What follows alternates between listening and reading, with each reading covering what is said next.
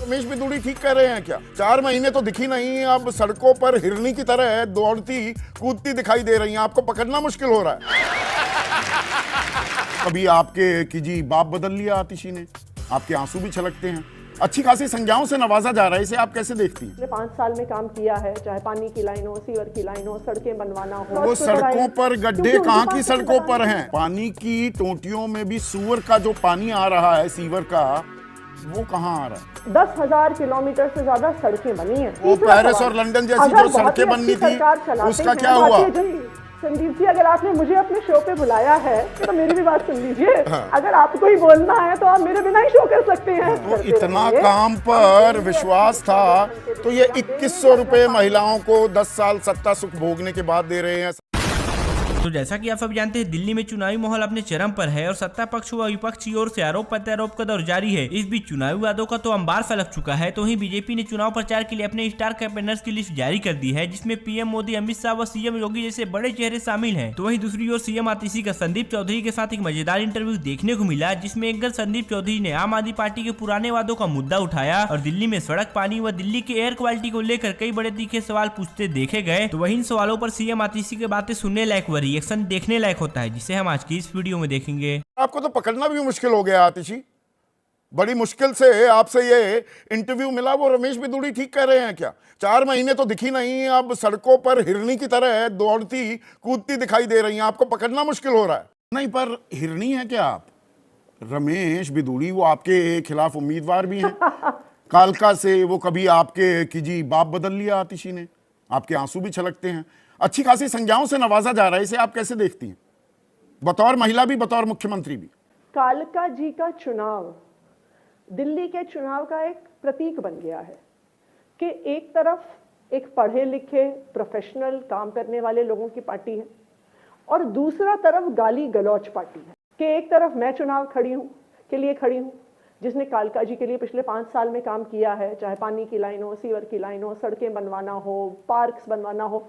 दूसरी तरफ रमेश बिधूड़ी जी हैं जो 10 साल तक दक्षिणी दिल्ली से सांसद थे, लेकिन इस पूरे इलाके में उन्होंने एक काम नहीं किया कालका जी विधानसभा क्षेत्र में।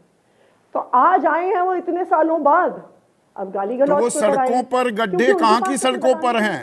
वो जो नालों में गंदगी है, जो कूड़े करकट के ढेर लगे हुए हैं, यमुना का जो प्रदूषण है, और जो पानी की टोंटियों में भी सूअर का जो पानी आ रहा है, सीवर का, वो कहाँ आ रहा है आतिशी? एक हकीकत ये भी है ना। देखिए संदीप जी, हमें दिल्ली की हकीकत समझने से पहले इस बात को समझना होगा कि 10 साल पहले हमें कैसी दिल्ली मिली है, जहां पे किसी भी झुग्गी झोपड़ी में पानी की लाइन नहीं थी, किसी भी झुग्गी झोपड़ी में गलियां नहीं बनी हुई थी।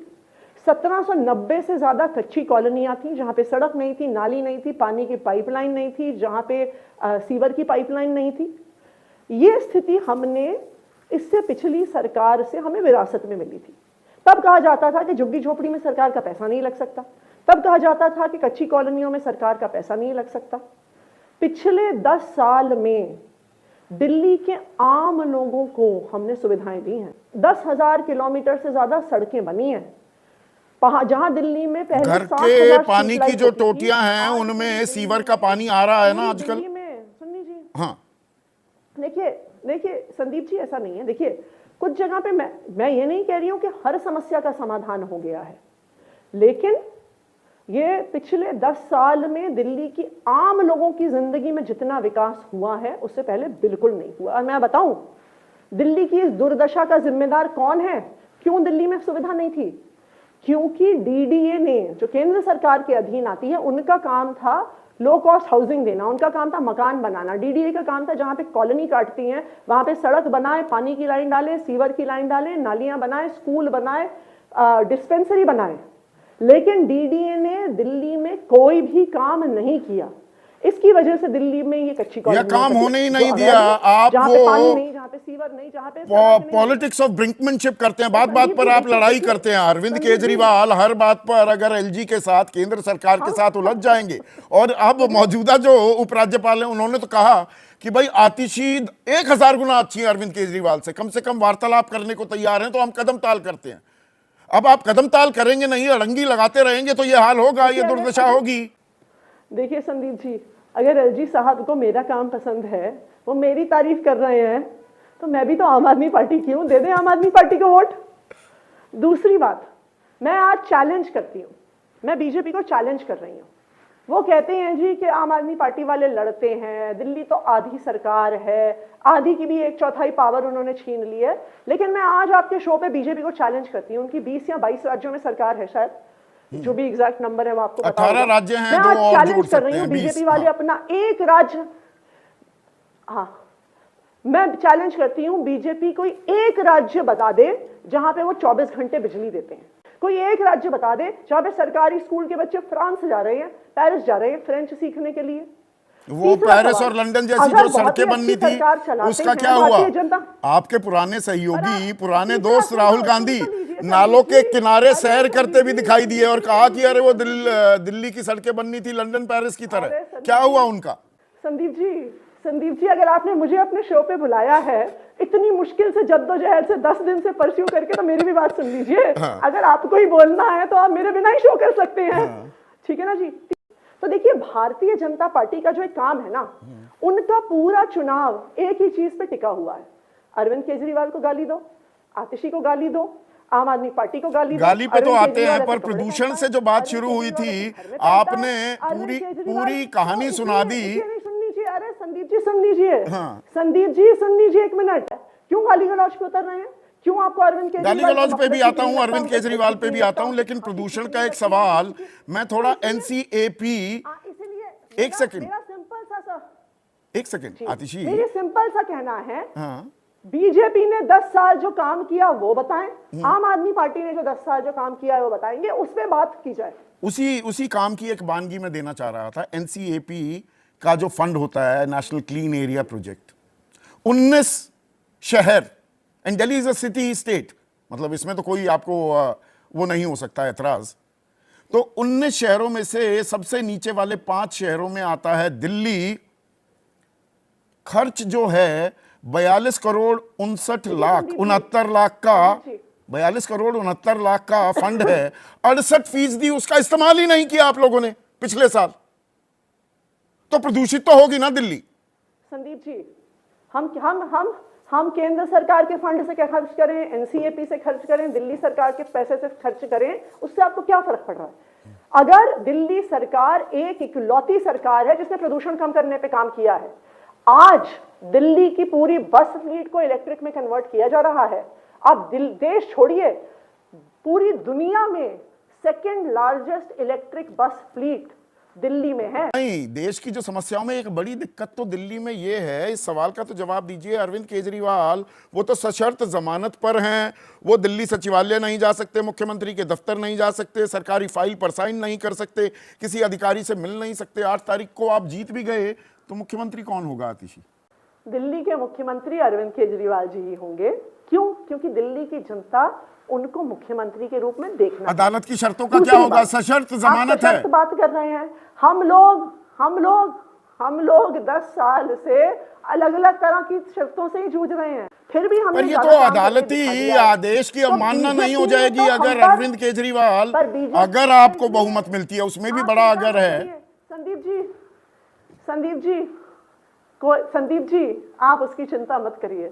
आज भी नहीं, दिल्ली वासियों को तो चिंता है उन्हें, ये तो पता होना चाहिए मुख्यमंत्री कौन होगा। और क्या एक पढ़ी लिखी, एक शेवनिंग स्कॉलर, एक रोड स्कॉलर आतिशी सिंह अपने आप को योग्य नहीं मानती? सवाल किसी की योग्यता अयोग्यता का नहीं है, सवाल लोकतंत्र में जनता की चॉइस का है। और जनता दिल्ली की अरविंद केजरीवाल जी को मुख्यमंत्री चौथी बार बनते हुए देखना चाहती है। आतिशी में 25 साल पहले, 25 साल का बनवास हो गया बीजेपी का। वो बनवास कैसे आया था? साहिब सिंह वर्मा मुख्यमंत्री थे, बदले गए आखिरी मिनट पर और सुषमा स्वराज को लेकर आए कि भाई देखिए एक महिला चेहरा दिल्ली को दिया जा रहा है और बीजेपी सरकार पर अपनी सत्ता में फिर से काबिज हो जाएगी।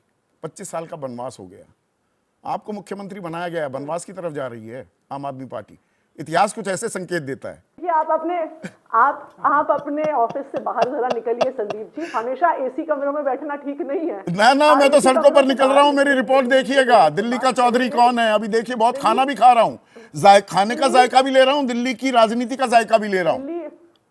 हम दिल्ली वालों के लिए काम करते आए हैं और ये लोग कितना भी परेशान करें, हम दिल्ली वालों के लिए काम तो करते इतना रहेंगे। काम पर विश्वास था तो ये 2100 रुपए महिलाओं को 10 साल सत्ता सुख भोगने के बाद दे रहे हैं। 60 साल से ऊपर के लोगों को संजीवनी योजना में अनलिमिटेड मुफ्त इलाज। ये जो रेवड़ियां आप दे रहे हैं ये सीधे सीधे घूस है ना। घूस देने की नौबत क्यों आ रही है, इतना काम किया है तो? आतिशी, मैं सोचती हूँ कई बार संदीप जी, ये आप कह रहे हैं, अभी आपने एक शब्द का इस्तेमाल किया, डिलिशियस आयरनी। इस देश में बड़े बड़े उद्योगपतियों के लाखों करोड़ रुपए माफ हो जाते हैं, उसे कोई रेवड़ी नहीं कहता, उसे कोई फ्री भी नहीं कहता।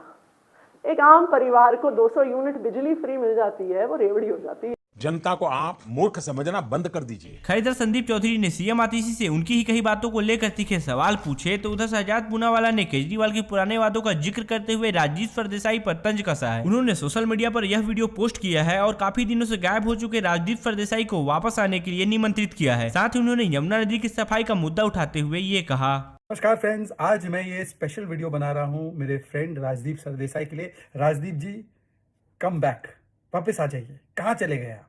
दिखाई नहीं दे रहे, पूरे चुनाव साइकिल में गायब रहेंगे क्या? 9 PM संभालना है आपको। आपकी किताब का बहुत हो गया प्रमोशन वमोशन, आ जाइए वापस। पर आप कहेंगे इतना उत्सुक क्यों है राजदीप के लिए? इसलिए उत्सुक हूँ क्योंकि उनके दोस्त केजरीवाल ने एक दावा किया था। सुनिए आजकल वो क्या बोल रहे हैं पॉडकास्टर्स को। राजदीप का इंटरव्यू करने नहीं मिल रहा तो पॉडकास्टर्स को इंटरव्यू दे रहे हैं, सुनिए। 2020 के चुनाव में प्रॉमिस किया था कि अगले 5 साल में यमुना साफ कर दूंगा, जो मैं नहीं कर पाया, जिसका मुझे मलाल है और जो मैं अगले टर्म में करूंगा। अब वो कह रहे हैं कि मैं ये अगले टर्म में करूंगा, मुझे मलाल है कि मैं 2020 के टर्म में नहीं कर पाया।